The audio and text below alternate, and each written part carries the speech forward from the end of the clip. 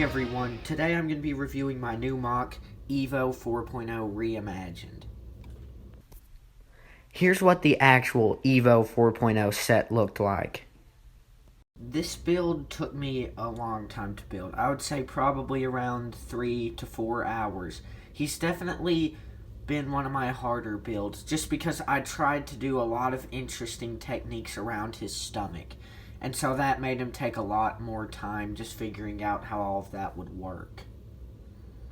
His legs really aren't that interesting. They did take me a while though, just because I was trying to give him bulky legs, kind of like the EVO 4.0 set had. So I gave him these big Hero Factory shield pieces. Those originated from Jimmy 4.0, and I don't believe they were ever used after Jimmy. And for his feet, I used Stormer 4.0's feet, but these were used a while after Stormer 4.0. Like, they were remolded in dark gray for Invasion from Below, and besides that, I think they might have used it in the Star Wars buildable figures.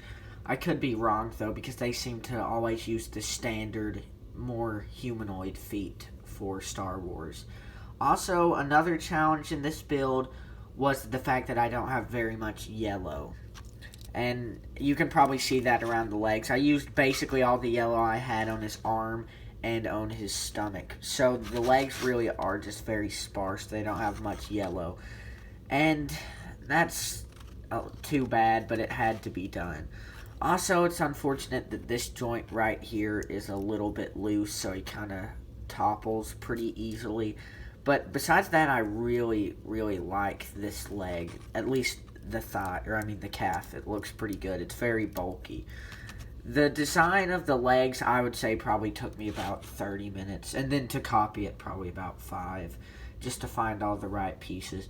I really like the legs. He stands a little bit, he's a little bit easy to topple over, is what I'm trying to say, because some of these joints are loose, like that one. But besides that, I really like the design of the leg. Now I'll move on to the yellow arm, which I believe this was the second thing in the build that I actually built. I built the body first and then this yellow arm, which unfortunately, it has a lot of gaps, like there, and right there. And I really don't like having gaps in my builds. I actually could probably correct those gaps with a few more Lego pieces. So if I ever go back to modify him, that's what I'll do. Overall, the design of the arm looks pretty good. I like the big yellow gear pieces that I used right here. Unfortunately, I only have 2 of those. Otherwise, I would have used them on the legs. And then I just used the standard Hero Factory hand, which looking back on it, it kind of stands out a little bit in this build. And maybe one day I'll make him a custom hand for that arm. I really like Evo's cannon arm. I like the use of this big bionicle shield piece, just to be the big covering for the gun. If you remember, the EVO 4.0 set had a big stomach armor plate to cover up his meteor blaster, which that looked pretty good, so I decided to do something similar with this big bionicle armor plate piece. I also used gears here and a little one right there just to cover up that black ball joint, which it does a pretty good job of that. Also, I just gave him a big round piece right there because it looked cool. And the ammo belt just attaches all the way back there.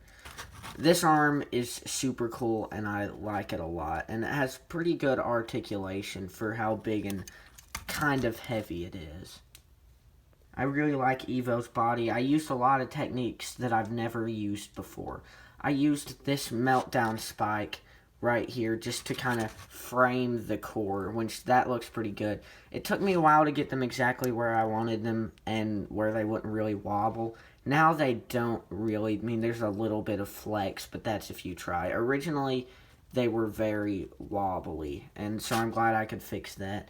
Also, I used these armor plates that were armor on Meltdown shins originally, which I used those for his shoulder plates just because they looked cool. I attached them at an angle, so that was a little tricky to get to where they didn't wobble at all, but I really like how they look now. Also, I just put these 2 pipe pieces here just for no reason. I just wanted to cover up some space right there, so I put them there and just connected them with a wire so they wouldn't wobble at all.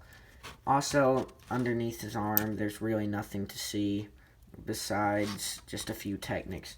And you can sometimes accidentally disconnect this if you just push your finger down on it, which that is really too bad.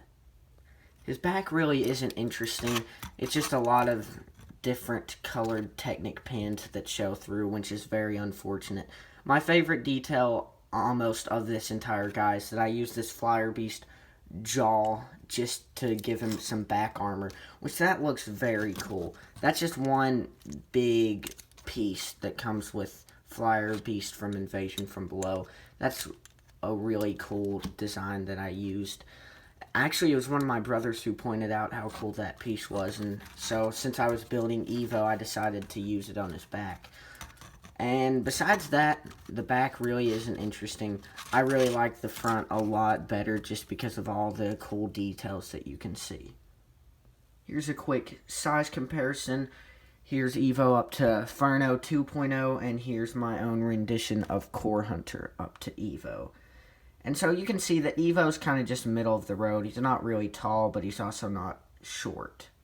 I believe Core Hunter is exactly 10 inches, so I would say Evo's probably around 8 or 8.5 inches tall. So if you don't know what my channel is currently doing, I'm making a series called 4.0 Reimagined. And that's where I build every single set from 4.0 in my own style, just improving upon their flaws and making them as cool as possible. So right here, these are all of the MOCs that I've currently reviewed from my new project 4.0 Reimagined.